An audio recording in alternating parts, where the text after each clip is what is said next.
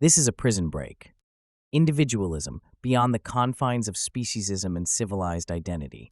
Vegan tomic. 2013. The socially constructed identities that had been assigned to me at birth play a role in how people view and treat me today. As a biracial, black and white man, I have also been assigned roles to reinforce those assigned identities.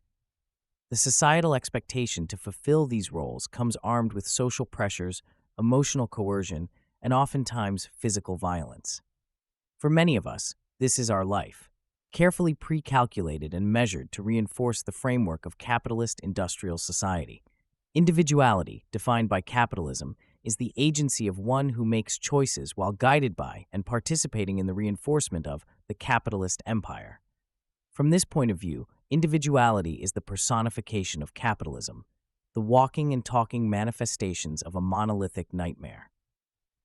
But what about an individuality which refuses to fulfill the roles that define its assigned identity? How does capitalism chain and govern an individuality that refuses the participatory reinforcement of capitalism and instead declares war on the apparatus of social control? Is it really possible for individuals to discover themselves beyond the confines of racial or gendered identity, setting fire to the mental prison of subservience? Non-human animals have been regarded as mere objects for dietary consumption for as long as anthropocentric history has narrated. I feel it is important to point out that anthropocentrism, human supremacy, has a tendency to summarize history the same way white supremacy and patriarchy do, within a narrow vision of its self-production.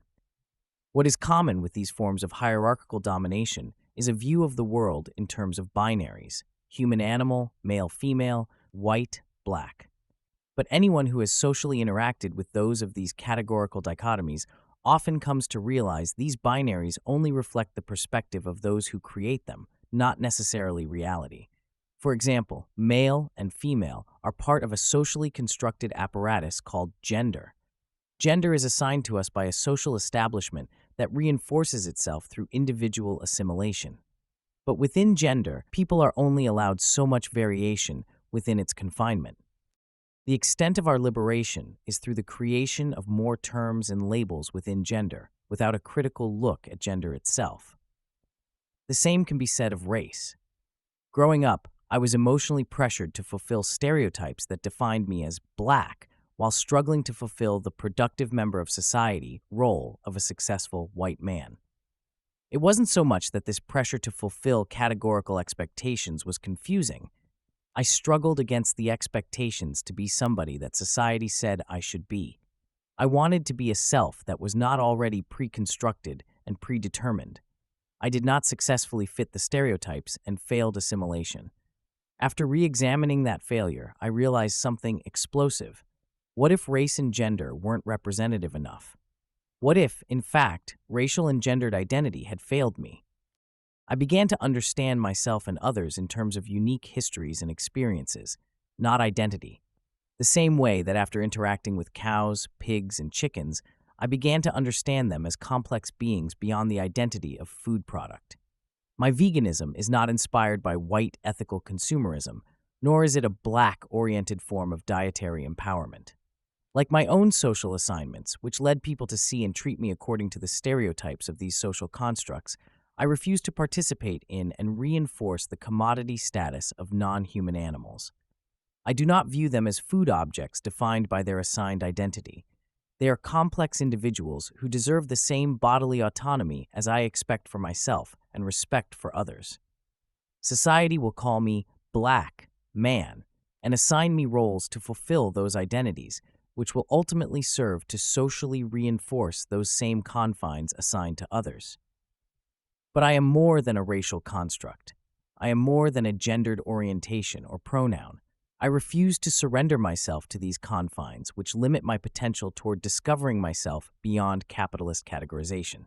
My veganism is solidarity with every animal who struggles to break free from their socially assigned identity as food or products. Their identity is linked to the violence that materializes in the form of slaughterhouses and institutions. My racial identity is linked to the material violence of poverty and oppressive ideological thinking. My gender identity in link to a web of violence that materializes war against bodies and beyond. As an individual, I refuse to reinforce the web of society's categorical control, including reinforcing the normalization of non-human animal consumption. My individuality is a weapon of war against an establishment that reduces the complexity of our variation to categorical identities which ultimately hold the mind, body, and imagination captive. Non-human animals are not here to serve any superior group of beings. Animal agriculture is the industrial and institutional manifestation of human supremacy. Any individuals who take aim at gendered or racial violence and subservience without taking aim at the speciesist violence of human supremacy allows compromise to undermine the legitimacy of anti-oppression praxis. Colonial, capitalist, industrial civilization declares war by subjugating and redefining the individual. Individual emancipation means war upon the apparatus of social control, which attempts to dominate through assimilation. When an individual refuses to surrender mind, body, and imagination to the social programming of converting life to units of measurement and identity, they realize the potential of rebellion that can't be pacified or controlled. Being vegan is more than just a dietary choice. It is individual rebellion against the common enemy of social control. It is the personal refusal to participate in the program, which requires us to define one another in terms of assigned identities rather than complex, unique individuals. The system is constructed by individual subservience and participation. The establishment maintains power through our collective disempowerment.